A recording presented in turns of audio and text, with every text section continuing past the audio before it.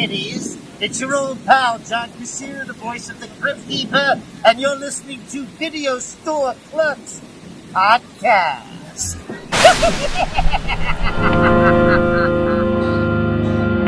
Welcome to the store.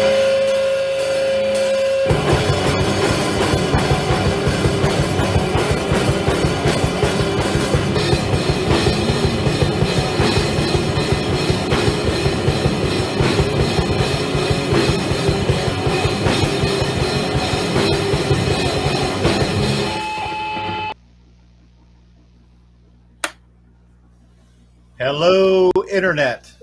Sorry we're late. We had some technical difficulties because, much like this movie, this episode might be cursed as well.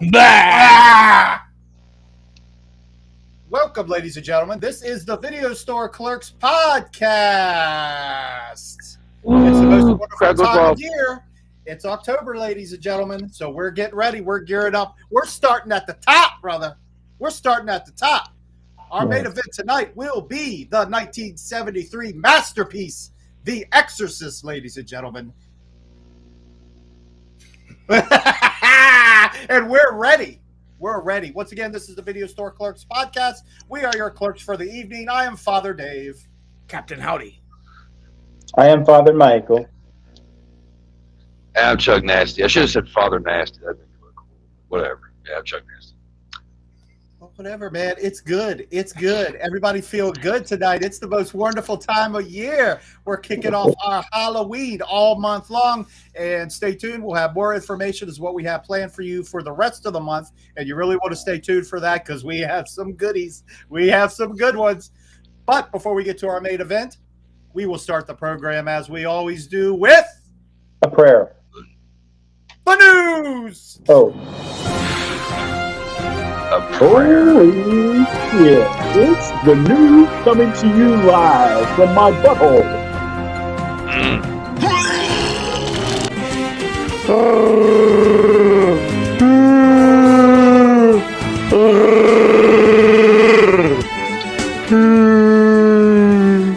The roads are fucked. Did you get all that? I did. Fuck. That blew my fucking mind, man.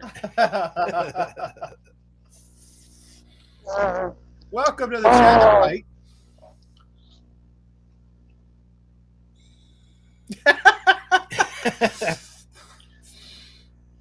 Thank you, sir. Whatever you got to do. Thank you. Thanks for reaching out. Yes. Glad you watched the show. You are our demographic. Yes. Be sure to keep chiming in through the episode. You are welcome Please here do. and a child of the Lord. Bless you, my son. Yeah, but that's like cock in hell. Don't listen. Well, He wants to smell Father Mike after he jogs. Y'all. Yogs. What? He looks like a boxer. it's just quiet now. All right. He looks like This a is boxer. good. This is start off. This is wonderful. This is a great start. Great start to things. So I feel some stuff happened. I guess we'll start with the box office. Can you guess what number one was? this Oh. week. Not Saw. two. Nope, I thought it was going to be Saw 2, but it wasn't. I didn't know this movie was even coming out, but the Paw Patrol movie took first place this week. 22 mil, I believe. Yeah, 22 mil. Saw came in second with 18 mil. And The Creator, 14 mil. So you know what that means, right? What does that mean? That means that there's a lot of kids that have been born in the last couple of years that are seeing this fucking movie.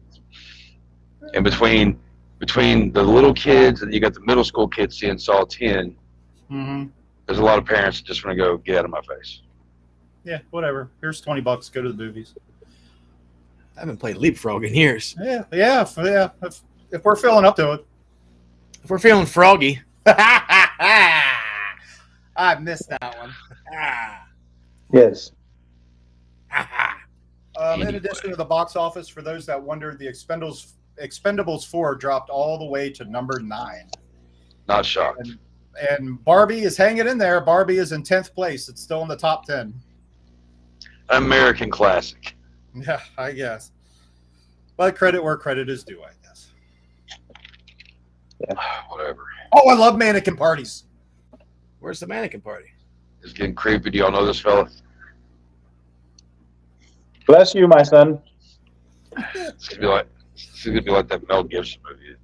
He's like on the radio, and some guy hunts him down. Anyway, moving on. And also, okay, before we do this next one, I just got to say, don't kill the messenger. I just report the shit. Okay? That's right. Okay. Yes. Blumhouse. Yeah. Of course, owns the rights to The Exorcist now. As we all know, later that month, that film will be coming out. They are pursuing, I don't know if it's final yet, but they're pursuing the rights to Halloween.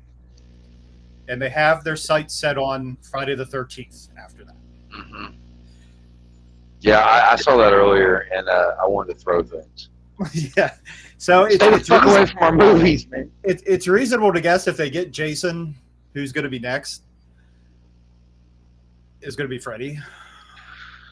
So, you know what? They just to take Freddy. If Blumhouse wants, just give him Freddy. Well, you can't. I don't know how you can really redeem those at this point. Their deal with the Halloween franchise is up, so they don't have any more rights to it at all. There are other platforms and studios that are looking into the Halloween franchise, and right now the big discussion is turning it into a TV series. Yeah, that seems to be in fashion now. To do a TV series, but we'll see. It's a trend that needs to die before it really gets started. It's already began just a little bit, and it's tinkering on the edge of fucking complete disappointment with everything. Just stop it. Let things either make a really good movie or fucking don't. There's nothing. We don't really need a fucking TV show about every goddamn franchise we ever loved. Okay? Blumhouse is ruining shit. Stop ruining the fucking classics. Let's get a little more original with some things. They need to start going off of the comic book stories because they're good. Speaking of which, wow, we don't rehearse any of this. Another character that Blumhouse has is Spawn. And Jason Blum has tweeted, he has promised that the Spawn reboot will be coming in 2025. I can see the irritation in Chuck's face. I just report the shit. Okay, look, I have been begging and pleading for something to make someone make another Spawn film. And I swear to fuck, if the universe is like, yeah, Blumhouse is going to get this one too. If I can't trust the universe, I don't know who to trust anymore. I don't know. Who do you trust? I don't. These guys.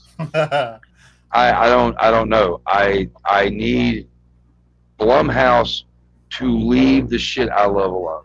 Selfish, maybe. Justified, I think so. I'm not the only one. This is bad. This is horrible. For fuck's sakes. You know what they should do is just make it like, I don't know, somebody else should make it, not Blumhouse. That's. Oh God, why? This has been some shitty news, Dave. I'm a messenger. Don't kill me. I just report the news. It's all your fault. I just work. It's all your fault. I just work here. Amen. Bullshit. I need happy news. God damn it. And finally, Netflix has mailed out its final DVDs this past Friday. Can you guess what the last movie was to be mailed out? You'll never guess unless you know. Navy SEALs. Nope. It was the remake of True Grit. I was going to say that. 2010, I think that came out. The first movie to ever go out was Beetlejuice. Yeah. And the last one was True Grit. Couldn't be any more different. Yeah. But I actually didn't even know they still did the mail stuff. I didn't either. I thought they quit that years ago, but I was they're more of a done red box guy when it came to that shit. That was great when you lived around the corner from a Walgreens. A shitty little one-bedroom apartment. Just fucking get trash and go right next door, and then boom. It was McDonald's. It was like bar, McDonald's, Walgreens movie, home. It was perfect. I never remembered going there. No, but it happened. I must have got a flick last night because I have a I would always forget, on my and table. like I wouldn't take them back, and I'd end up buying like every movie. Yeah, that's how I got back too. I would just make it a point to wake up and push play and be like, oh, that's what I rented. Okay. And then Oh yeah. I would spark one up and watch whatever the fuck was in the. And usually I rented like shit. For some reason, I'm drunk. I want to watch really bad movies. I don't know what my problem is. I think it's a like chemical imbalance. I don't know. I like watching bad movies all the time. Yeah. No, but I mean like really like just like movies I know are just gonna piss me off. Like I don't know, whatever. Amen. And that concludes the news. So let's go on to something happy. Testify. Something happy. You are not my mother. We're talking about the 1973 classic Exorcist, ladies and gentlemen. It's a fucking masterpiece. The absolute classic. That has been done to death over and over and over and over and over again since then. With movies, Saturday Night Live sketches. Yeah. Even the famous one Scary with Richard Movie. Pryor. Even the scene from Ghostbusters where Sigourney Weaver's is possessed. Repossessed? Yes, I was just going to say Repossessed, yeah. It's Oh parodied God, I forgot about that movie. and love that Repossessed. shit. If you've never seen that movie, Leslie Nielsen and Linda Blair. Oh my God, check it out. Good shit, pal. I do want to find that movie actually.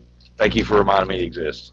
Oh, that's what we're here for. So good. A double feature of that and Dracula Dead and Loving It sounds like an amazing. Oh, nice. All right. A short synopsis of the film. The Exorcist is a 1973 American supernatural horror film directed by William Friedkin from a screenplay by William Peter Blatty based on his 1971 novel of the same name. The story follows the demonic possession of a young girl and her mother's attempt to rescue her through an exorcism by two Catholic priests. All right. Amen. I'm sorry. I'm wound up. Woo! And a small budget, 12 mil, I think. Something like, and it actually went over budget. So I don't know what the original budget was, but it brought in over 400 mil. It was released December the 26th, 1973, but not on purpose. That wasn't a joke. There was a lot of production and post-production issues that y'all might know about. There's even a couple deaths involved. Like we said at the beginning, this movie might be cursed, and maybe even doing a podcast about this movie, the curse trickles down. But gentlemen, It's good. It's good that I brought the holy water yes. and all of the utensils we may need to bless this podcast and keep the demons away. We need it. So, gentlemen, what are your memories of this film? I was a little bit older the first time I saw it. I think it was maybe like 12 or 13 the first time I saw it. Honestly, I thought you were gonna whatever. I actually the first time I saw this movie was in theaters. I didn't see it till I was in high school. Like I think I was a freshman the first time. They were showing it at a place called Kentucky Theater in Lexington, Kentucky. But they play like classic movies. They play all kinds of different types of films, indie films, all that shit.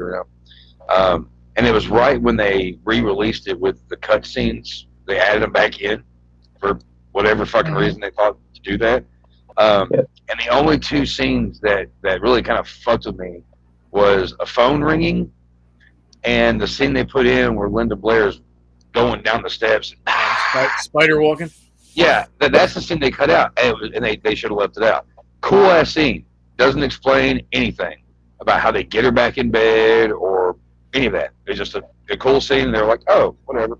But I enjoyed it from the first time I watched it, and it kind of became an instant favorite of mine. I've always been into things of the satanic world, demonic possession and things like that.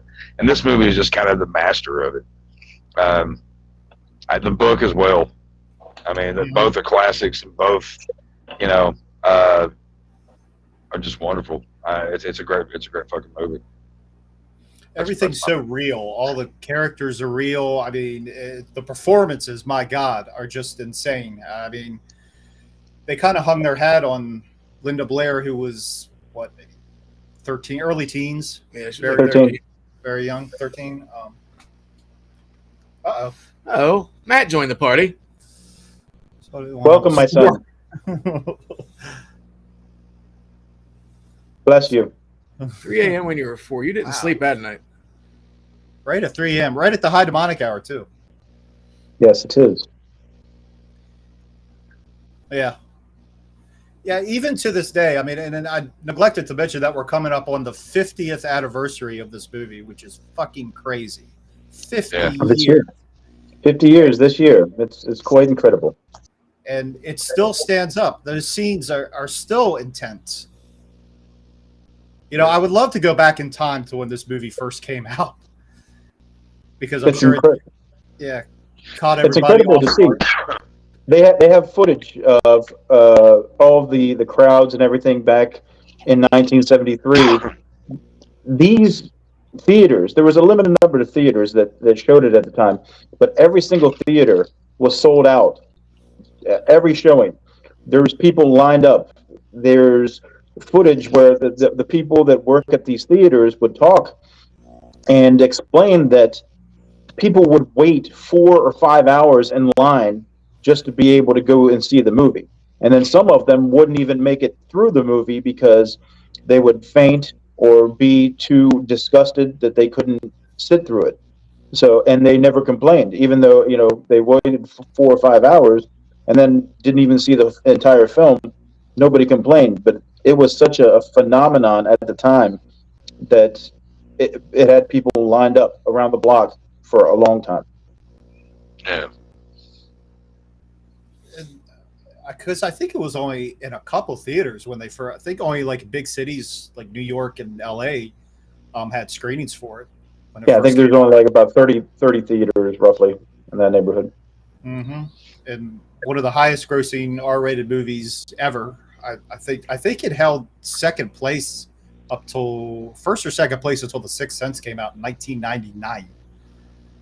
That's a long time to hold that record. I believe it was also the first horror film to be nominated for Oscars. Yeah. It got snubbed, if you didn't know. I think it only walked away with Best Sound and Best Screenplay, which is just crazy. I mean, Linda Blair should have won Supporting Actor for sure. Best Director for sure. It got snubbed. That's all there is to it. But it is what it is. I mean, what other movie came out in 1973?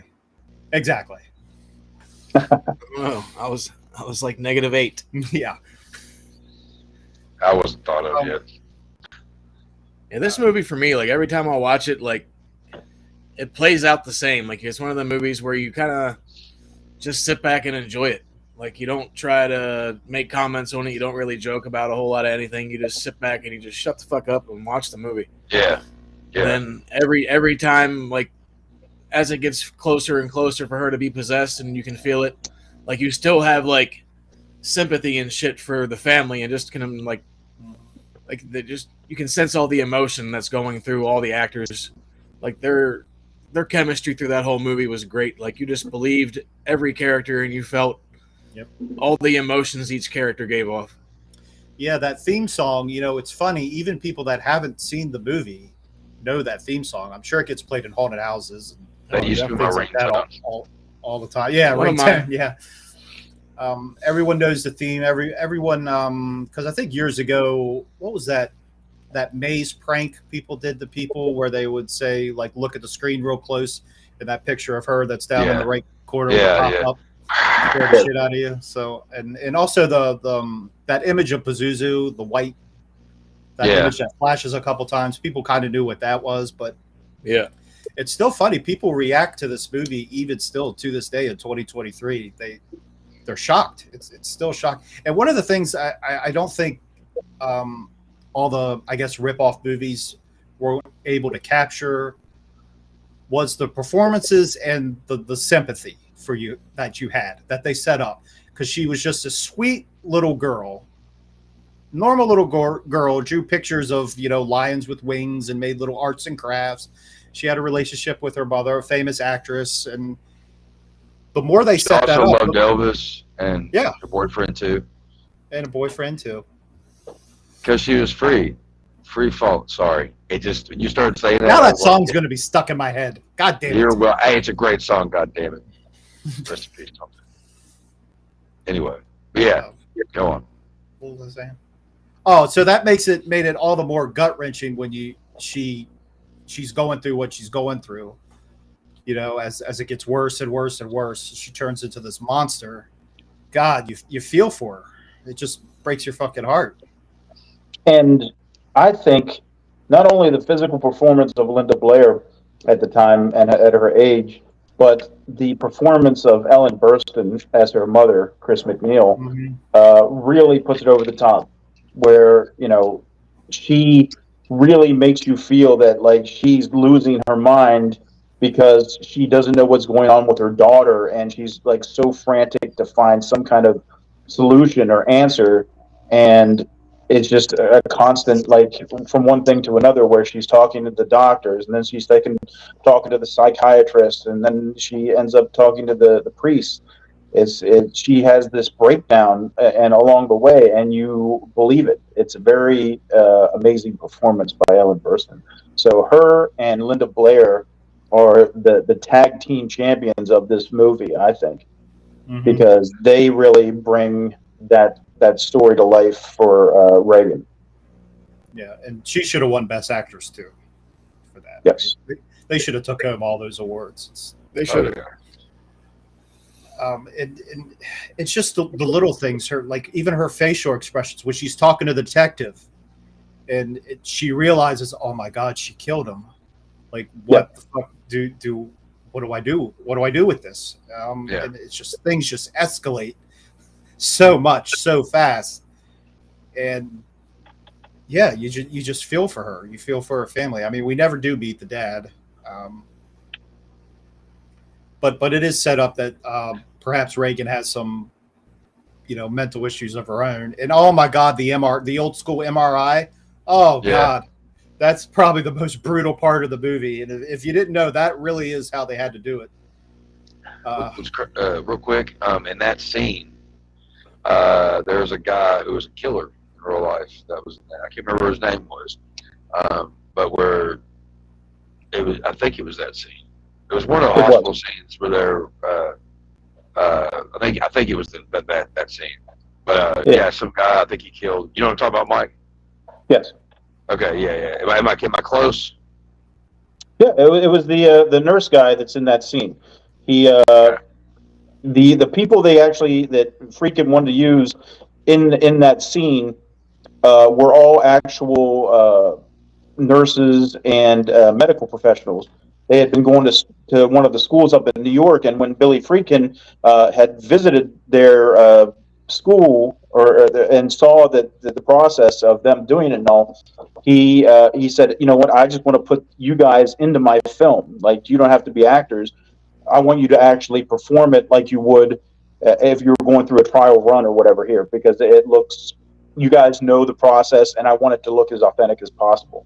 So they were all actual tech people that were in the medical field, and the guy in the scene is Paul Bateson, who was going to that school and everything. He was an extra in the film, and then a few years later, he had became an alcoholic and had lost his job there, and was going through a rough time, and he was frequenting some of the clubs and everything up in New York, and ended up meeting a person and ended up murdering them. So he went on to be a murderer.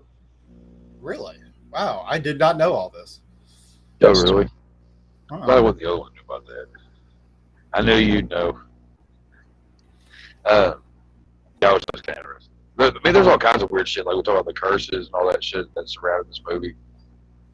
Like, this movie's like got a lot of behind the scenes stuff that's kind of interesting, you know? Yeah, like, just whenever they were filming this shit, like, it sounded like almost torture. Yeah, because they all went through a lot of shit. Because it was all practical effects. So when they had to walk into that room where it was cold, so you could see their breath, there's nothing digital. They had to really make it like fucking 30 below or whatever it was. Yeah, they said they went on set one morning and it was snowing in the room. Oh God. Yeah, actually 30 degrees below zero, and exactly, you nailed it. And poor Linda Blair just had a dress on, and Freakin said that she had like long johns underneath that you couldn't see. but still, that's very minimal for 30 below weather, and being a young girl. So, dude, there's not enough props that can go to Linda Blair, because this film probably fucked her up pretty good in life. If you know anything about Linda Blair, and then her journey from this film on, becoming Hell a young Night. star, becoming a young star in Hollywood, freaking dating Rick Springfield. She was 15 when she started dating Rick Springfield, and Springfield was 25, and she lost her virginity to him. Ended up going on a couple years later, dating Rick James, getting involved in drugs. The song "Cold Blooded," song "Cold Blooded" that Rick James did is based on her. She got arrested for drug charges.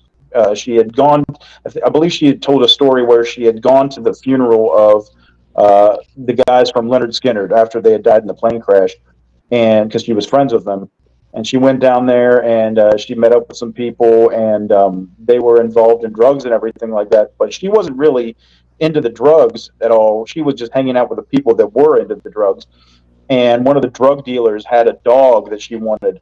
So she had got contact information with this drug dealer and was trying to get the dog. So she went back up to Connecticut where she was living, and she was in constant contact with this guy who, unbeknownst to her, was being tapped by the authorities. So he would call her up, and they'd try to set something up about her picking up the dog, but the drug dealer would be like, "Hey, you're in the movie industry. Are there people up there that would be interested in this drugs and everything?" So he was kind of trying to use her as a method to get into the movie business, as far as selling drugs to movie stars and all that, just trying to move more product. And she made some off comment to him at some point on the wiretap, and it was enough to get her arrested. And she got, I believe, 3 years probation, and she was required to go around to different schools and everything like that, explaining to kids the dangers of drugs and everything. So she got off fairly easy, but it did have an effect on her career. Damn.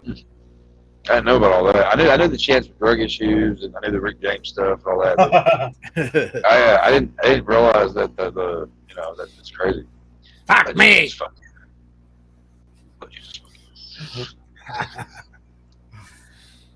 What up, Angel? Thanks for stopping by the store, sir. Little brother. Bless you, my son. And what was I going to say? I got into all those stories and I forgot what I was going to say. I don't know. Yeah. Blair. I remember what it was. I would really struggle with telling a young Linda Blair to say all that shit. I'd be like, hire a second unit to do that shit. I'm not doing that. I know. And that was one of the things that was heavily criticized about Billy Friedkin as director. He was very unconventional in his methods. A lot of people thought he was kind of a mad scientist. He was very good at his job, but he would do things that would kind of piss people off. Whenever he wanted reactions out of some of the actors, they'd be in the middle of a scene and he'd take a gun or some type of weapon and then just fire it into the air just to get a natural reaction of shock from these people, because he wanted he wanted everything to be as authentic as possible. He was very like a method director, if you will, to where he wanted it to come across so natural. So he would do these crazy things that would piss people off. They're like, "Hey, look, we're actors. We know how to react. We know how to act shocked. You don't have to fire a gun. You don't have to, rig a harness up and throw us across the room." That was another thing that he got criticized for, because of the harnesses they were using for Burstyn and Blair, like especially in the scene where you see Reagan flopping up and down violently on the bed. They were using this harness, and it ended up giving her a permanent back permanent back injury. Yeah. So that scene hurts anyway. Watching that, she just. Yeah, there's a Because, lot you know, of like- stories about William Friedkin. There's another one that at the end when Karras goes down the steps and that priest is giving him his last rites or whatever and is holding his hand while he did take after take after take, and he wasn't, if they do out, oh God, don't go there. They're doing take after take after take, and Friedkin wasn't get the reaction he wanted. So finally, after so many takes, Friedkin goes up to him and smacks him across the face as hard as he can, and is like, "Action!" And because you see that part where his hand's shaking as he's doing this, Yeah. that's what that's for. Huh. I mean, and nowadays there's like counselors on sets.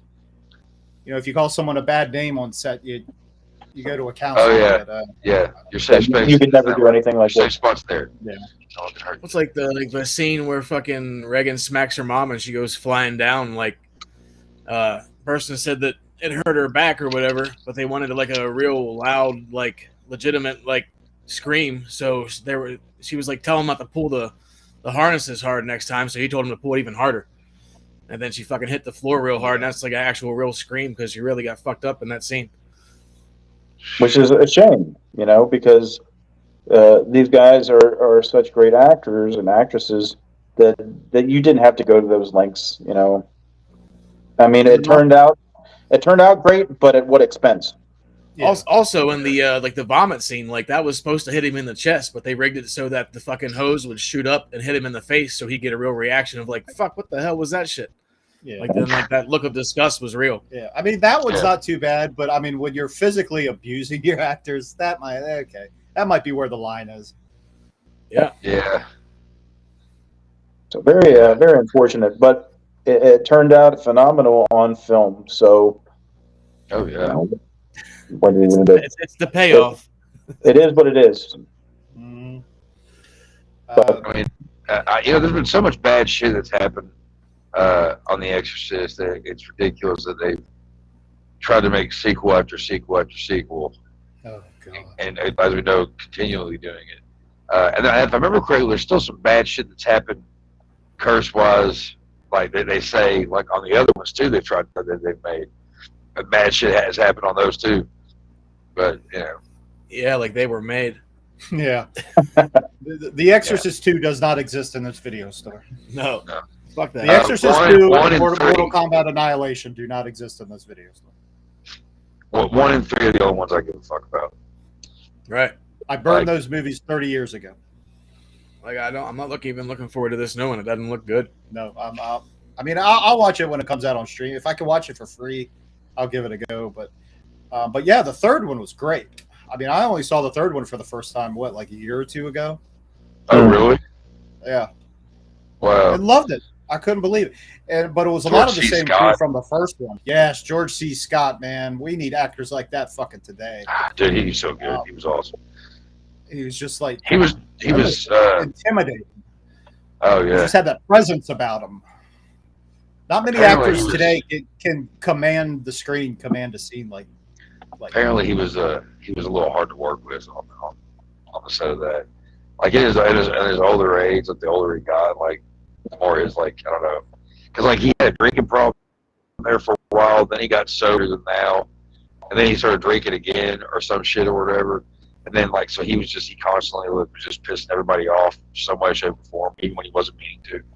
But yeah, the guy was fucking amazing, man. Like I anything he's in, I'll watch. The Changeling, it's another good horror. George C. Scott. A Christmas That movie's Carol. Fucking crazy. Yeah, go about Christmas Carol. But yeah, he doesn't he. Isn't that the film he talks about on part 3? Was it? Yeah, Christmas Carol, where he goes, "What was your favorite film?" or something like that, and he goes, "Christmas Carol," and he's like, "I've seen it 37 times." Something. Yeah. that's right. Yeah. And there's another part where they say where the that priest that's in the hospital says the nurse when the nurse gets the wrong room and as she's leaving, he fucking says, "May the Schwartz be with you." I rewound it 3 times, and on the third time, I even turned the subtitles on to make sure I wasn't losing my mind. And I swear to God, he sent me the still. He I was like, took dude. a picture of his TV and was like, "Look at this shit." That movie actually, like, even though, like, because The Exorcist, I mean, both of them have their moments, but like Exorcist 3 was, man, it's actually pretty creepy. There were some creepy moments in that movie. It was a pretty fucked up story. I actually really liked it. And everybody, I mean, because Exorcist 2 was a fucking mess. It was not good. It was boring as shit. It was a mess. It looks like it looks like in the second one they just took a bunch of scenes, threw them in a blender, and then threw it in our faces. And on top of that, like it looked like they did everything in one take. It looked like they just got handed the script and they were like, "Go." I don't know what the hell happened with that. Yeah, I don't want to get too deep into 3, but I mean, you can't talk about 3 without talking about Brad Dourif playing the Gemini Killer. You know, a very young Brad Dourif. So that's cool, and the fact that Patrick Ewing is what was with the cameos? And Sam Jackson And Fabio. Yeah. And Fabio. Yep. And Fabio. Who's the? Oh, it was Agent Johnson from Die Hard. Yeah. Was a. I'm sorry, I don't know the actor's name, so I'm gonna have to call him Agent No, Johnson. the other one. Their relation. Very interesting, the cameos that they had in that film. But, you know, not a bad film. Very psychological and different. More so of a fitting sequel than part 2, for sure. You know, but the thing is bottom line is the original is the best. And for some reason, they keep thinking they can make one that's as good. No. Nope. Quit Not doing gonna it. happen. Like, thing is, like, I've watched most of the sequels that came after the newer ones, like The Beginning, and there was, what was that other one that came out, or whatever the fuck, all that shit, or whatever. Prequel. And yeah, like, none of them hit. They don't hit. I mean, like I said, -3, but none of them hit like at all at the first one. None of them give me that excitement, like, or like, ooh, this is like fucked up, or like, ooh, this is scary. No, it's like entertaining shit that they just over and over again want to do that, and for some reason, like, people are actually really excited about like them. They keep making these movies. And I'm like, didn't you learn your lesson with the last one? Like, part of me wants to go back and watch some of those sequels, but at the same point, I think I'd be better off just watching 1 and 3, and I'd be satisfied if I had never watched. Do I have like 1 or 2 of the other ones? Yeah, I do. Why? Because they go with the collection. Do I have part 2? Yes, I do. I had a buddy. I traded him something for it. I hadn't seen it yet. I watched it, and I was like, oh, this is why everybody hates it. So, and I think the other thing I thought about watching was, oh, this is where her career went. But, you know, we all make mistakes, right? Yeah. Again, she was in a relationship with, well, I mean, Rick James was in a relationship with her, so we all make mistakes. But you know, 1973, people had never seen anything like this, and there's still a lot of people to this day that haven't seen anything like it. Back then, you know, there's a lot of people that will argue that this is the greatest horror film of all time. Because I wouldn't argue with that. Because of, you know, the not only the practical effects, the visuals that are just burnt into your memory for all eternity. You know, to see that transformation in Linda Blair and how she performs it, to have that voice of Mercedes McCambridge, you can hear that right now in your head. If you've seen this film, you know that voice. And that was one of the big issues that ended up costing Linda Blair her Oscar, because there was so much controversy over a lot of people coming in and trying to take more credit for the film. You know, McCambridge, I believe, tried to sue and all this because you know, they had said something about her wanting Blair to get more credit and everything like that, and then she came out and said, no, you know, I want the credit for doing this voice and doing everything, and it was just a lot of controversy, and it ended up costing Blair the Oscar. So it's a shame. They said all she did on, like, whenever she was doing that voice, she just drank a lot of whiskey and just kept chain smoking cigarettes, so her voice was real raspy. Sounds like it. Who was the actress that the voice again? Mercedes McCambridge. Hey, was she the same one that was Pazuzu? I think so. I think so. Okay, because I was just going to say that there's a very recent show on YouTube, Grim Life Collective. They're actually like they're neighbors with her, and there's a recent interview with her that's actually pretty cool on YouTube. I just want to throw that out there. Oh, was it her or was it? I thought it was Eileen or Ellen Dietz. So I couldn't remember if it was the same. I can't remember. It's kind of like Darth Vader. A lot of people went into like doing this fucking character. Right. I different from Pazuzu, or if they use the same voice, or I don't think so. I mean, she's Pazuzu in this one technically, but you never get her. You know, it's never referred to as Pazuzu in the first film. But I don't think she was part of any of the other films going forward. So. Okay. I couldn't remember. Did you watch Grim Life Collective? I do. They do a very good job with their channel. Oh, yeah. So shout out to Grim Life Collective, Mike and I don't remember the girl's name. Maybe cool, Jessica. Yes, Jessica. Yeah, they're cool. But yeah, cool interview. Yeah, go over there. Give them a like and a subscribe. Yeah. Yeah, I like Video Clerk sent you. I like watching their location videos. That's actually how I found out that Jim Varney was buried next to my aunt. Was because they were in Lexington over at the cemetery, and I was watching. I was like, oh, Jim Varney's grave. Oh, that's cool. I'm like, hey, that's my aunt's tombstone. I'm like, oh, that's kind of interesting. So I watch a lot of their shit and a lot of Sean Clark shit. Yeah, that's the guy. Like he's older. He's an older guy that still hit has the black hair. Browns. Yeah, that guy. Yeah. He's almost kind of like a Zach Baggins kind of lookalike kind of guy. I was watching the episode whenever he bought the Hellraiser statue. It's fucking amazing. You okay, Mike? Yeah. Good. Pardon me. Don't put me on the screen right now. I'm sorry. I'm taking. Oh, okay. Yes. All right. Hello. I was just checking on you. I couldn't see what was going on. I'll be right over.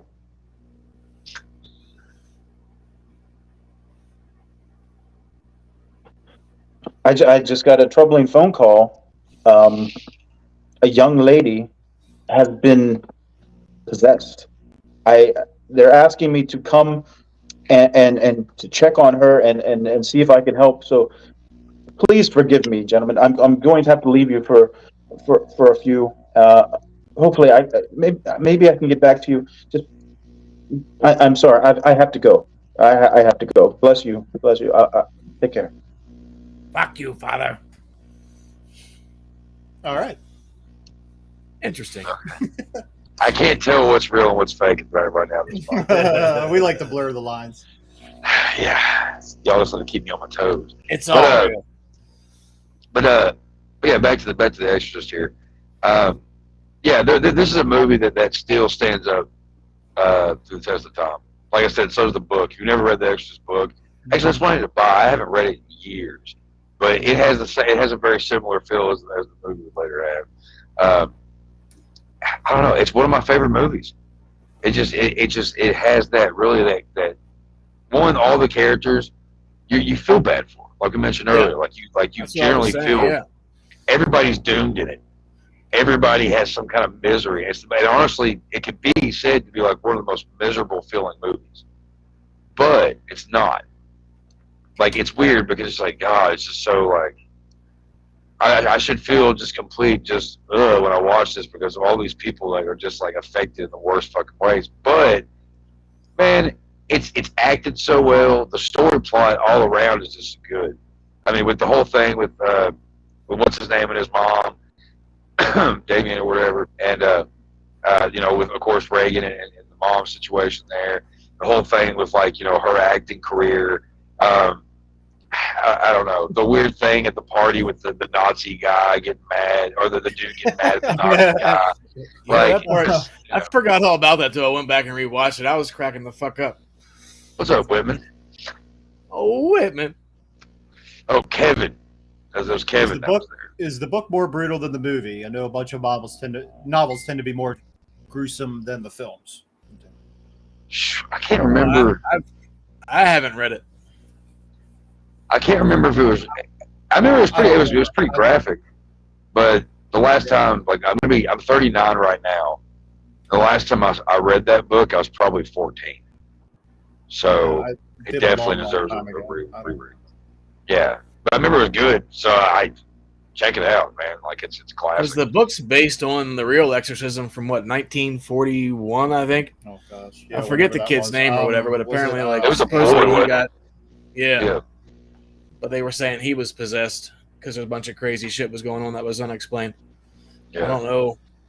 Like I said, I know at one point exorcisms were the big thing, especially like back in like the 70s, late 60s and shit. Yeah. Like this movie kind of goes up there like kind of like Texas Chainsaw Massacre. You know, it's like Texas Chainsaw Massacre was kind of the like slasher like those nasty slashers. You know what I mean? Right. And then you know, and The Exorcist, nobody had really seen. Okay, this is a movie that's like a big movie that's like in theaters that's completely evil and satanic and whatever. Briefly. Yes. Actually, we did touch on that a few minutes ago. I try to pretend like the second one doesn't exist. Yeah, it's a piece of shit. It's so bad. We don't have a copy in the store. No, I'm serious. I burned that shit a long time ago. I have a copy of a lot of movies. I wish I didn't, but it goes along with the collection. So I do have a copy of it. I didn't have to pay for it though, so that's a plus. Well, I owned the first three at one time, but then I think I sold everything.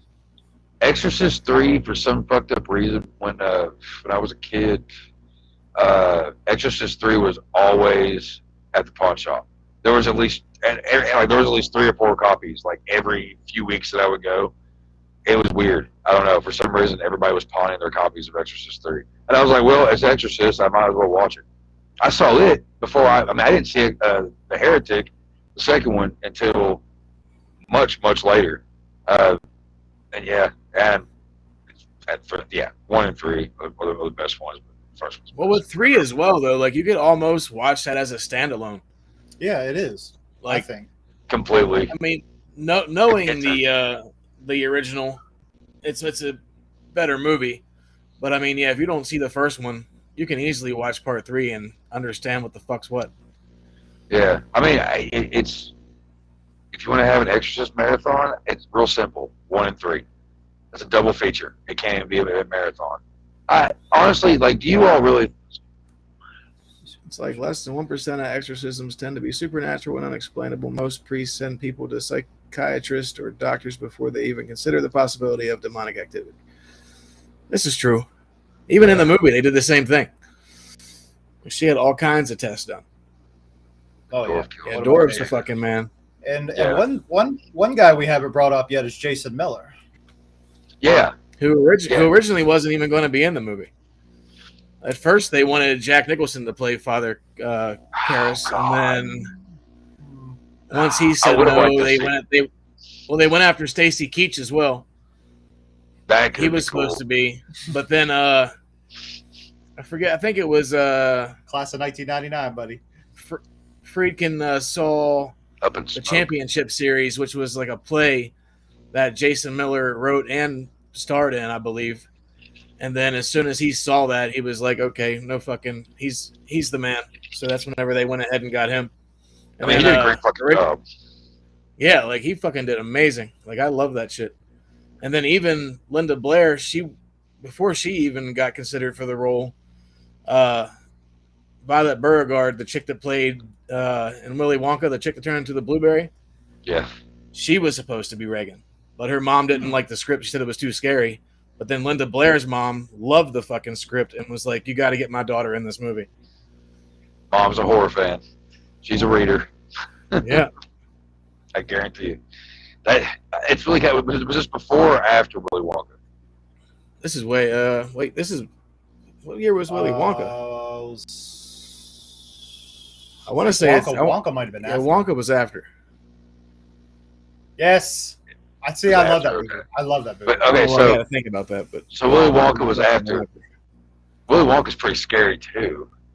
I mean, that part in the whatever. boat always freaked me out as because they used to play that for us when we were in class, like in grade school, and that part in the boat always freaked me out. Oh, dude, that's one thing Marilyn Manson used it on Portrait of an American Family as his intro. Which way to be the valley is frozen, right? Like, yeah. Creepy. Going back and just mentioning other actors that were considered for the roles, though, at first, Father Merrin was going to be Marlon Brando. That's who they were trying to get for that scene, but then they ended up picking up Max von Sydow. I would love to see William freaking fuck with Marlon Brando. See all that. Marlon Brando was his own. He was his own director. He was hard to deal with, especially in his later years. They would have clashed. I don't know. I'm waiting. Yeah, like they would have butted heads a lot. It would have been an interesting film if like they had changed the actors around. Like say there was no Linda Blair, no Jason Miller.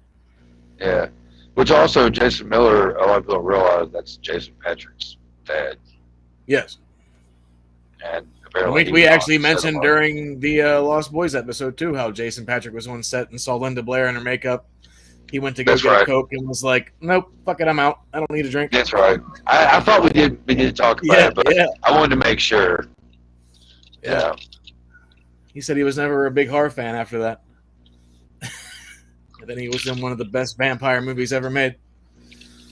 Truth. Justice. At least top 5 all time.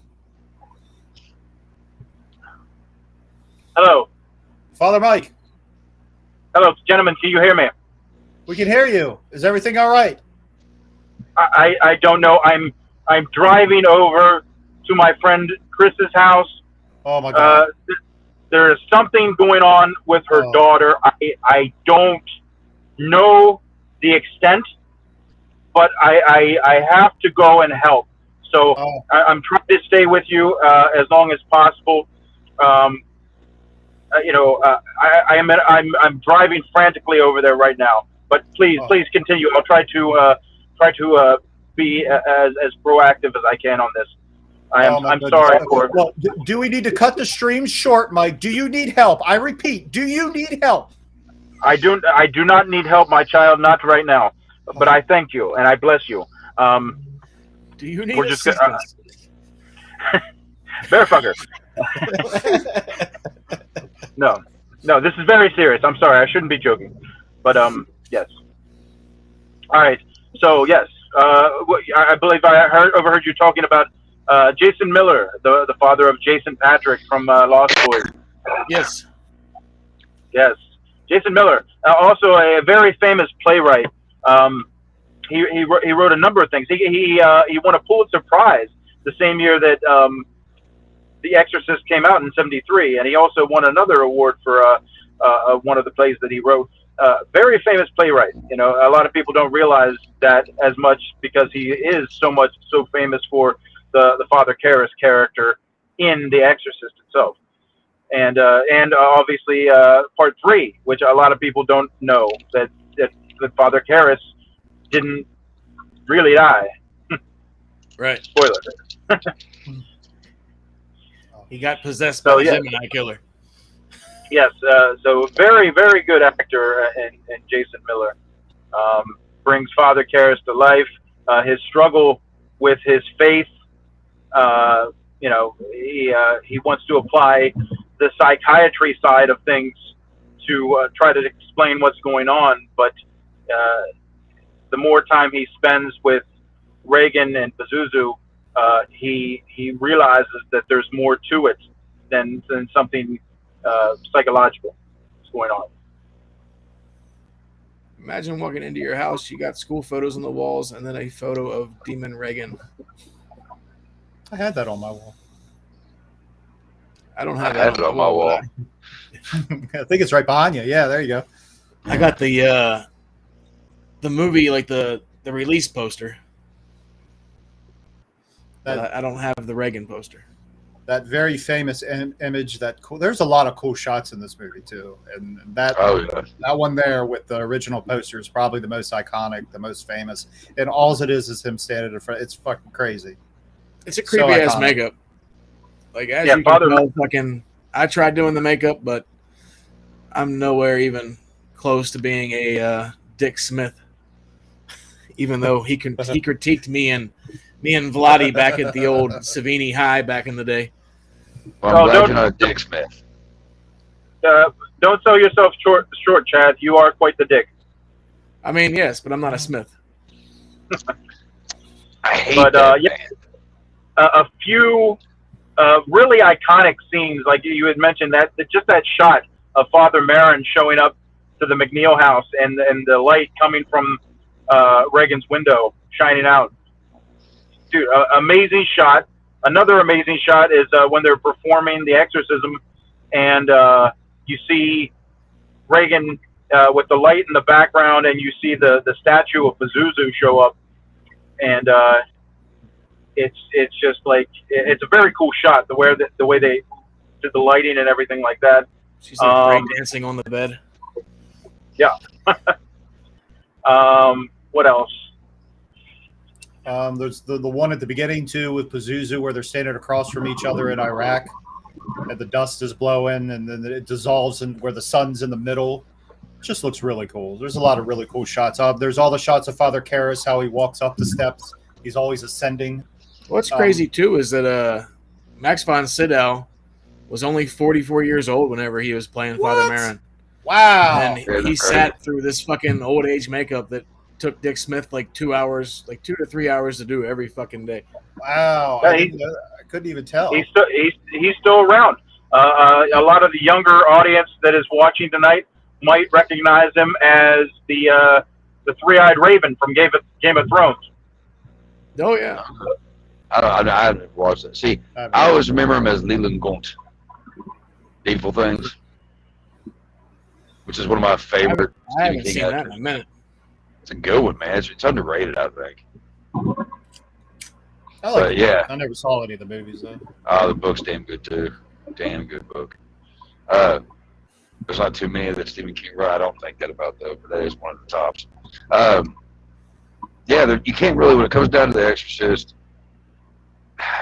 it started a lot, man. I mean, for better or for worse, because after this movie, then we started getting first there were the parodies like we talked about earlier, and then they started making, I don't know, it kind of became the zombie craze, where everything was zombies. Well, it's like, how many fucking exorcism movies do we need?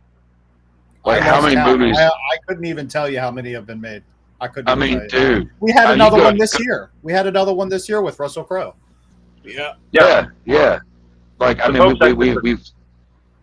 Yeah. Like, there's been so many things. I'll tell you what, though, when it comes down to possession and whatever, I read a couple of stories from a splatterpunk author that is another fellow Kentuckian, Matthew Vaughn. He has a story called The Sexorcist and Sexorcism.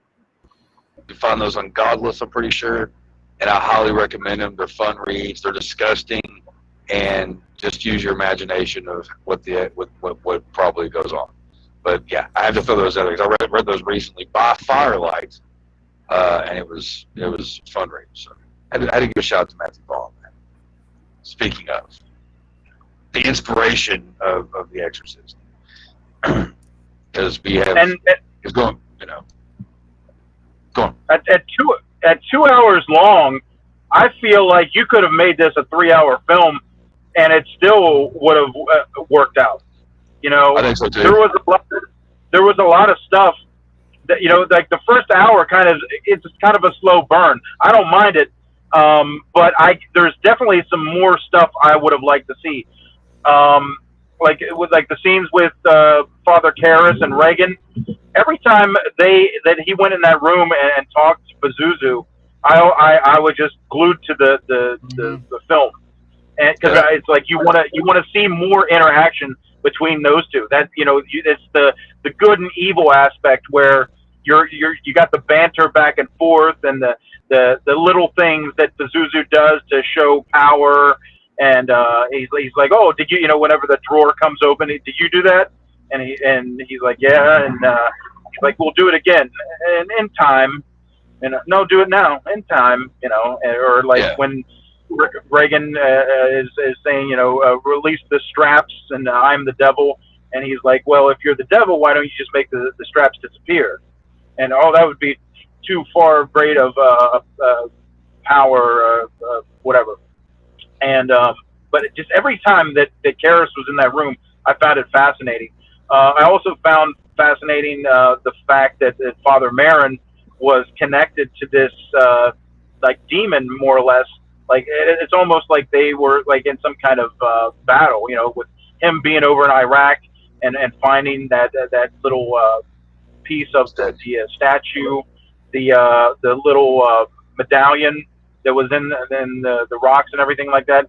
There was a much deeper story if you go and read the book that Bill Blatty wrote, and it goes into much more detail. And I would have liked to see that kind of play out in this film. Also with the detective. Yes. The detective comes across as kind of creepy in this film because he's just kind of meandering around and fucking with people. But there was much more to it.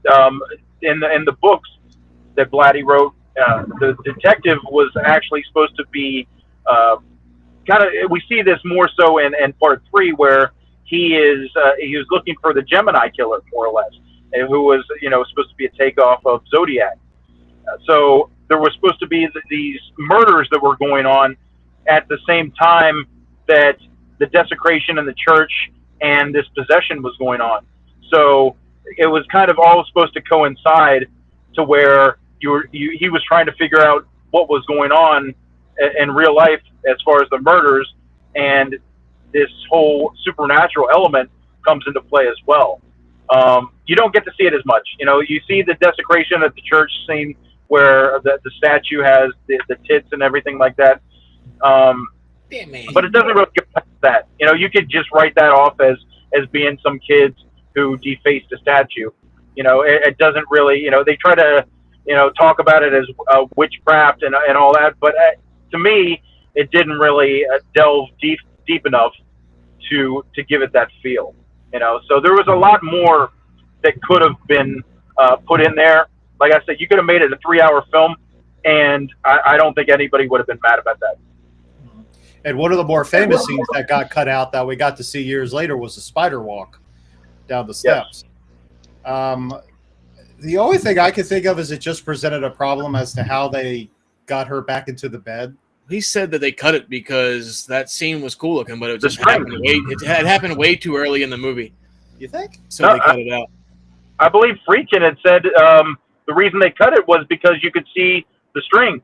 There was no way for them, to hide the strings in '73. But whenever they did the re-release, 25 years later, they were obviously you could take CGI that up. So I think that scene had been cut. Another one, there's several different scenes, but I think the main ones that he had talked about were that one, a scene where Reagan and her mom are touring all the monuments, and she goes to see the Tomb of the Unknown Soldier, and there's kind of like this deeper meaning, like where Reagan sees this ceremony being performed for all the dead soldiers, and she's asking her mom, why do these people have to die? And it was Friedkin had talked about how it was kind of delving into this innocent child and her not understanding death and everything like that. So there was more to it, and also later on, whenever Marin and Karras are performing the exorcism, there's a whole, whenever they're out in the hallway taking a break, there's much more dialogue where Marin is explaining things more so, and you can go and see that in the director's extended cut and everything like that. So they've thrown that stuff back in, but there definitely could have been a lot more stuff, content with the detective, with Marin, with Karras, that I would like to see more, but maybe it's better that they didn't. It's one of those things where you leave the audience wanting more, and to this day I still want more. So It didn't happen with 2 or 3, but yeah, They always say less is more in a lot of situations. Oh yeah. it is. But Like the slow burn of this movie, talking about that, like I think that the plot is interesting alone. You're kind of wanting to know like what's the deal, what's going on, but also the acting, with the amazing actors and stuff. It was kind of believable, but once it gets into it, like you're kind of like you're kind of glued, Yeah, pretty much from the point where like she comes down the steps and they're having that little party or whatever, and she's like, "You're all gonna die." Yeah, it just pees on the floor. No, that was what I was just about to mention. She comes down the steps, and it's so creepy because she looks at the astronaut guy that's standing there, and she goes, "You're gonna die up there." Yeah, that's what it and was. then just starts pissing up the floor. And it was just how fucking weird would that be to have somebody's daughter? If you're an astronaut and she comes downstairs and just looks at you and says, "You're gonna die up there." Like, whoa! I'd be gone. What the fuck? I don't think I'm going to go. I think I would find a different profession. Yeah. Right. But nope, that's too close for comfort on that one. There's a lot of like real creepy scenes in this fucking movie, man. Well, Damn it! Do this to me. One scene that is just a very painful scene to watch, and it's it's a controversial scene. Jesus fuck the crucifix. yeah. Like, hey, dude, that's just because she is just that's Lick me. Yeah. How fucked up? How fucked up is that? Yeah. This isn't going to bother her at all in her future. No. Having a 13-year-old girl perform that movie. Right. That's what I was saying. I think whenever you disappeared there, Father Mike, was how like Linda Blair's mom was the one who wanted her to do this part. Yeah. I don't know if you knew about that or not. Yeah, Billy Freakin had said he what's that? So I was just gonna say I see that I'm really blurry. I'm gonna go out and come back in. So sorry to interrupt. I'll be right back. Okay. I'll leave the door unlocked. Okay, good. We'll leave the light on for you. Wait. But yeah, Billy Freakin had talked how he had interviewed almost like 1,000 different actresses trying to find the somebody for the part of Reagan, and he had. I think they had said that Linda Blair's casting company had not. She wanted to go out for it and try out for it or whatever, and they didn't do it. So her and her mom just kind of showed up unannounced to Freakin's office and asked if they could, do a little test run. And he saw her, and after he saw her, he was like, "That's who I want for Reagan." So he knew instantly that Linda Blair was going to play that part, and she beat out hundreds, if not 1,000, different girls for that part. Yeah, we were talking about whenever they wanted Violet from Willy Wonka to be Reagan, but her mom didn't like the script. That you turn in Violet. Violet. And it was the same with Jason Miller, kind of, because I think Stacy Keach had already signed on, and they ended up buying him out because Jason Miller went on to do a screen test, and they were all just blown away. It was like, oh my God, that's him. Like he looks like a boxer, He kind of has that. I don't know how sad. I don't know. He looks sad, like he lost his faith, kind of. Yeah, he definitely wears like his emotions well, like, because he's to the point where he's just like, I don't know if this shit's real or not. And then next thing you know, you have somebody asking him about an exorcism. And he's like, what the fuck? And then until he actually goes and sees Reagan for the first time, he's just fucking mind blown. Like she's just laying there with a fucking oxygen tube up her nose, fucking tied down to a fucking bed. And then he's just like, okay, like something's wrong with this chick. Much better. Well, just as they talk about in the film and in real life, there are very few real or considered real documented cases of exorcism. 99 out of 100 times people are faking it. So, whether you believe or not, these things happen, and they're very rare circumstances where the church takes it serious. And there's a thorough investigation. And it goes very quickly. There's a lot of time jumps and everything like that. So it just seems like it's boom, boom, boom, one thing after another. But there's a process, and very thorough and very hard to get an exorcism approval from the church. Well, he even says to her in the movie, we just don't do that anymore ever since we learned about mental illness like schizophrenia and all that it's just not done anymore. And he didn't even know anything about it. He was like, I got to go look it up. What's the line you probably know about as much about possession as most priests? I'll get it out. Yeah. Just nobody knew anything. Are you okay, Nasty? You have to. I'm just listening. Oh, okay. Yeah, Karras was like, you have to go back in a time machine to like the 16th century or whatever, because that just doesn't happen anymore. Right. It's something that they didn't believe was a real thing. As the church's dirty little secret, I think, that they still perform the exorcisms, but they didn't talk about it publicly. Why would? And it's crazy. And then just a couple months ago, we lost Billy Friedkin.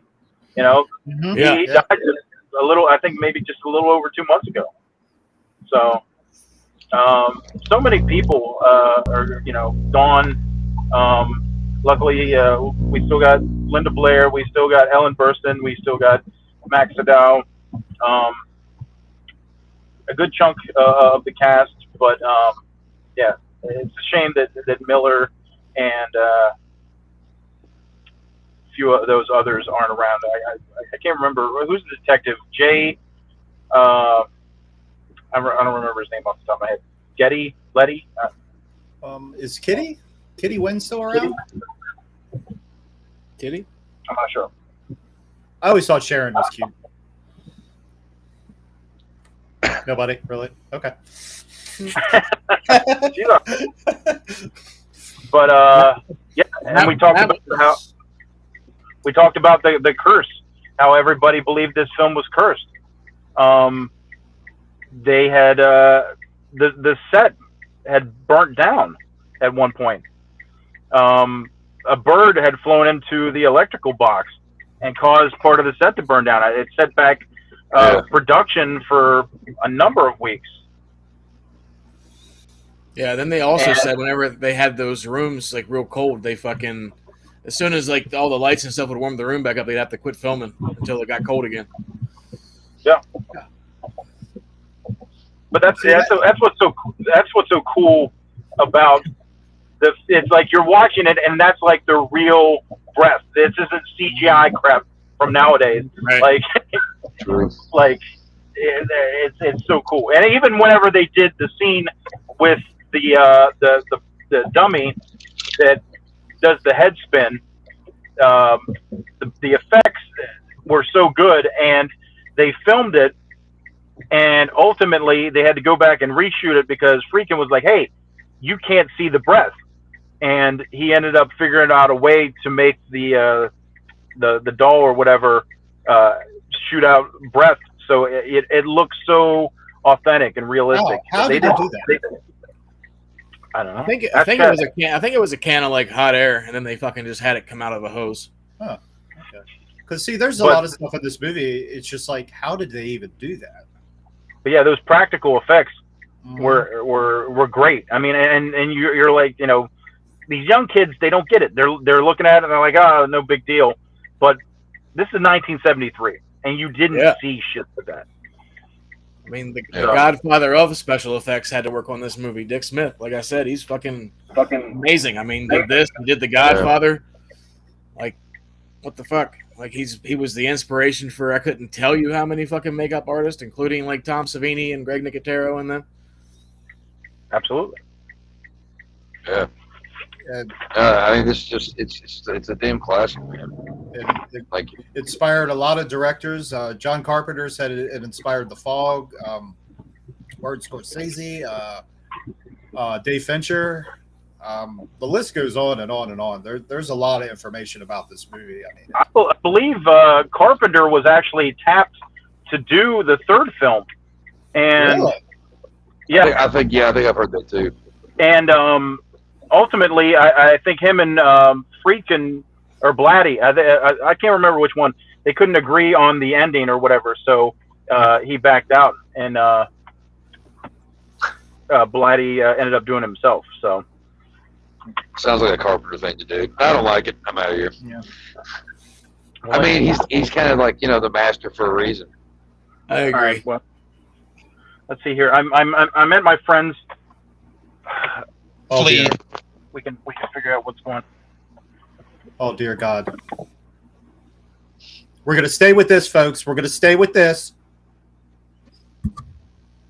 It's very troubling.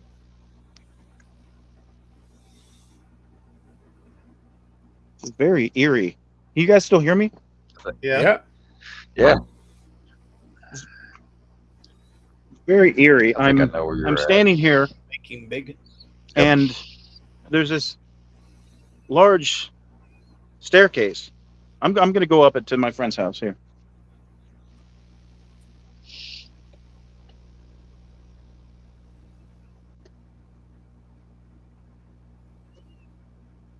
Can you guys see this? Yes, sir. Oh yeah. Yeah. Are you on M Street? That's awesome. Yes, I just came off M Street. My friend lives up at the top of these steps. That's a lot of steps. Be careful.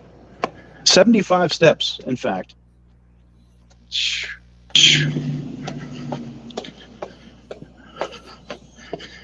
Because Echo. yes, Echo.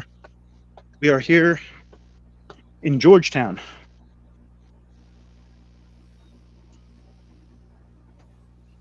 Dun, dun, dun.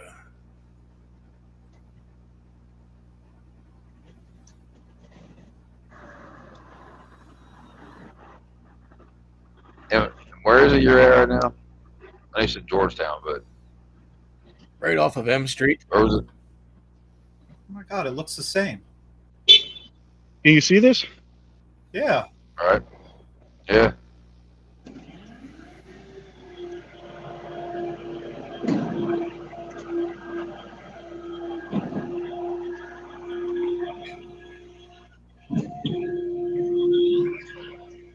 It's very loud because there's a dump truck out here. Why wouldn't there be? Weird.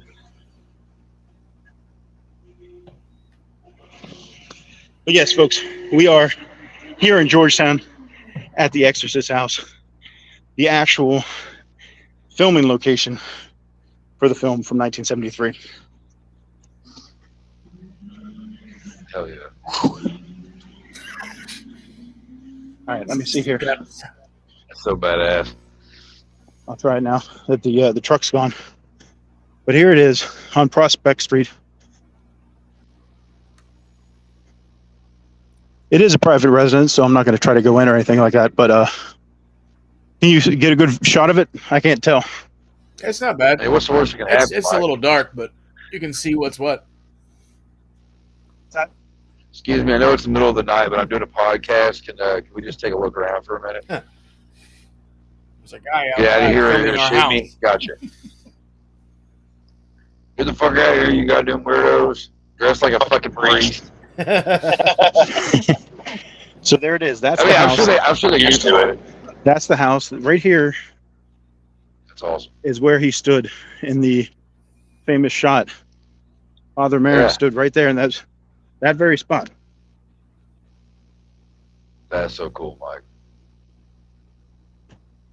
It's hard to see because it's dark, but there's only On a location. portion of the house. There was a whole wing that they had built just for the film, and it never existed. It was just for the film, and that's the part where it extended out to Reagan's room because they needed it to be closer to the steps. So Matt you said see- there's a cross at the top of the step too. you have the house, and then here's right around the corner where the steps are.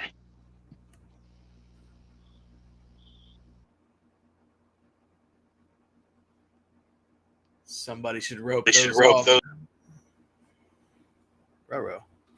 Uh-oh. Oh, God. What happened? He fell down the steps. Oh, there he is. Am I here? Hello. We lost. Hello. We lost Nasty, though. What happened? Yeah. We thought you fell down the steps. Oh, no. Here.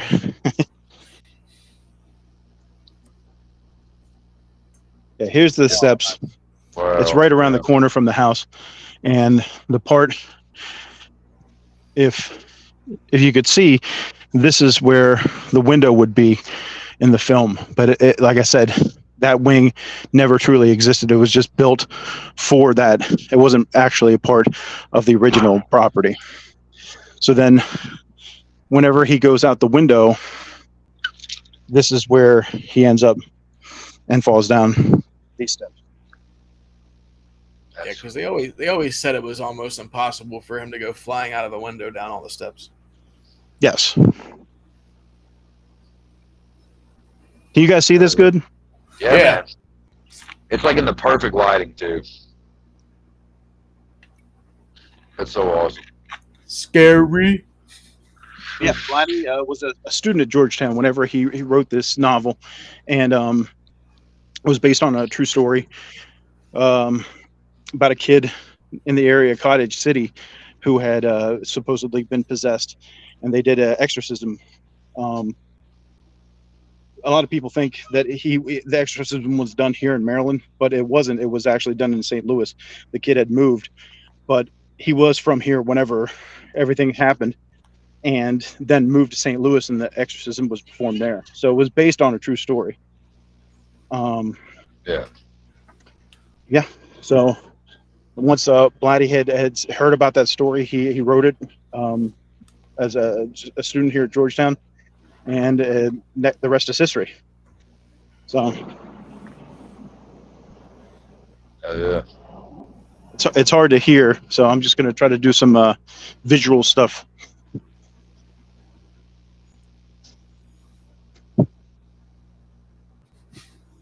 The house always looked bigger in the movie, but Like right here. So right here would be pretty much be the shot that Friedkin set up, where those gates used to be fenced, and then Sadao would be standing there looking up into the light. Another fun movie thing is right here across the street is a bar called the Tombs, and some people might not recognize it. It's from the film, Joel Schumacher film, St. Elmo's Fire. That's St. Elmo's bar. So that's right across the street from the Exorcist house. no doubt. I haven't been there in years. I'm waiting for a light to turn on. Last time I was at that house was whenever I was like, I think 17.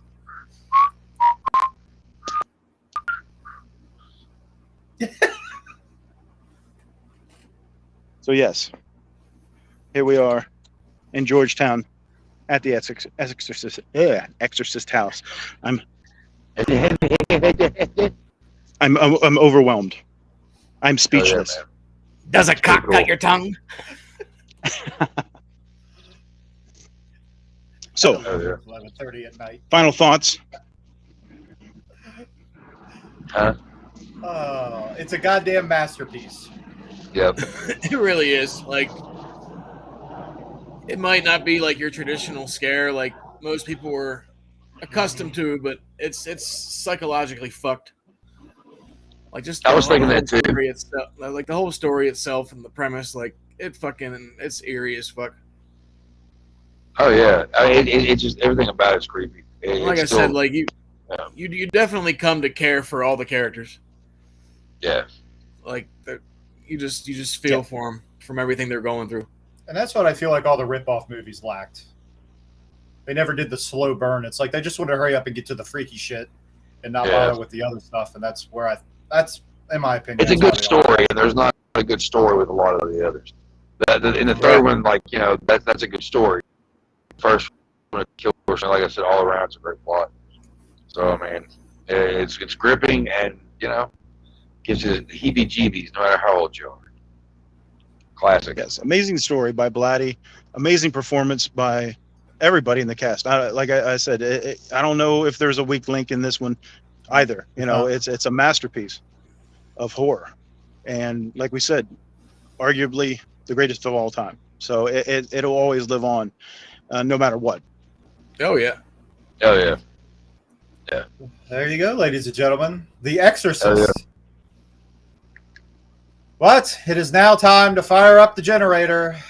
The random clip generator, that is, because it is time for our random clip of the week, in which we pick a random clip from a random movie and see what happens. Let's see if Randomly. we get canceled Randomly. this week.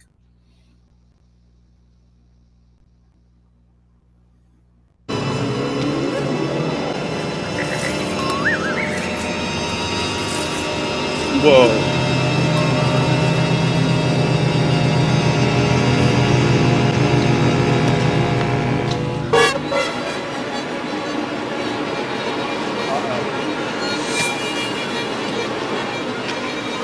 Get over here.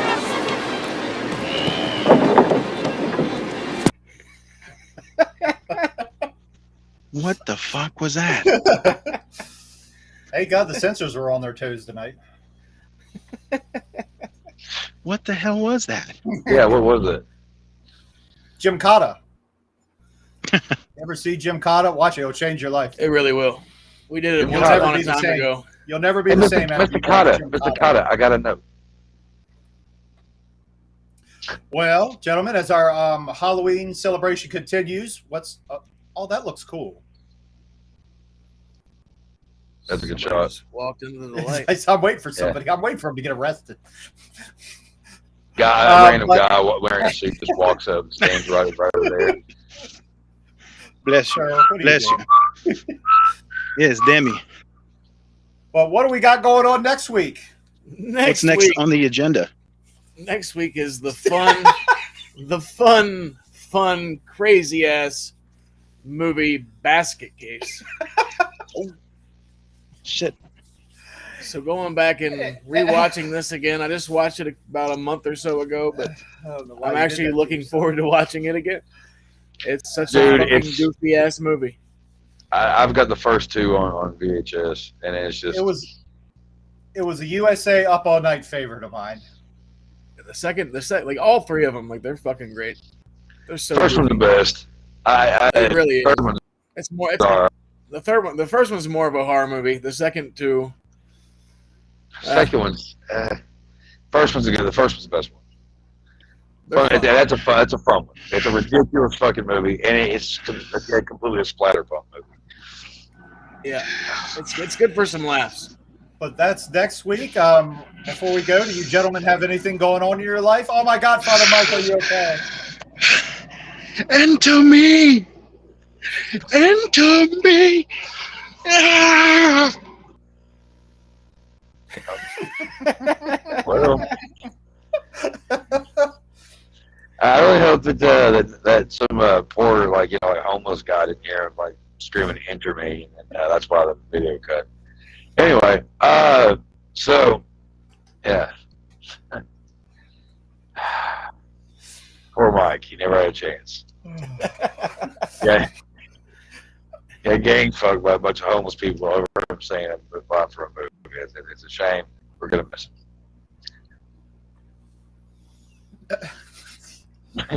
right at the end, we took a turn. Uh-oh. Roro. Oh, good. That's not what happened. I don't think. He's just falling.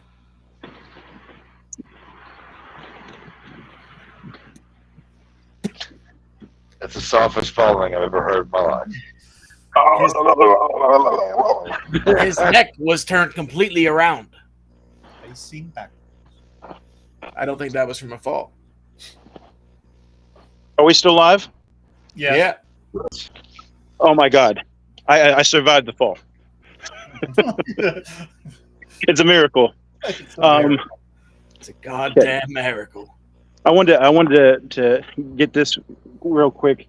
It's going to be tough to see because it's real dark down here. But they do. This is a recognized historical place. They have a plaque here. Shit, I wish I had a light. Shit. The one time smoking comes in handy. Right. Shit, I can't. You can't see it. But I'll read it. It says the Exorcist steps. These iconic steps were featured in William Friedkin's 1973 Warner Brothers classic motion picture, based on the novel and screenplay by William Peter Blatty, The Exorcist. In the film's climactic ending, Father Karras, actor Jason Miller, plummets the 75 steps to his death, commemorated on this day, October 30th, 2015, by the mayor and the Ward 2 council member here in Georgetown. So, commemorated for all to enjoy. You come down here to Georgetown, you come to M Street, and you can run the steps, you can walk the steps, you can see the house, you can fall down the steps if you want to, but I don't advise it. Let's not do that. No one fall on the steps. No, I'm sure it hurts. No, sure you'll. Oh, very good. You can search the Exorcist steps on Google Maps. The Google people. The Google people. The Google people, yes. And before we go, don't forget to like and subscribe to our channel at Video Store Clerks. Yeah, do that. And in the description, you can check out Leasure Trading Company. We encourage you to give that a like and subscribe as well. And Mr. Nasty's books. Links are in the description as well for his, look at that. Yeah, shit right there, And House of Flesh. That's right. With more on the way, as well as links to his band, Bastard Sons of a Judas Goat. We encourage you to check that out as well if you're into heavy metal, sludge, disgusting stuff. But it's right up your alley. Anything to add, gentlemen? I do have something to add with that. This weekend, we're doing Mountains of Metal 8 in... yeah, just go to our page on Facebook. It'll tell you the address and all that stuff. But it's 2 days of amazing bands. Yeah, it's an awesome time. So go to our Facebook page and check out all that shit, or the Mountains of Metal Facebook page. We'll give you all the info. So if you're in Kentucky, around the area that it says, come on out. God, I'm horrible with this shit. That's all right. So make sure you check out all that and more next week. Check us out for a basket case. Until then, we'll see you next Tuesday. Your mother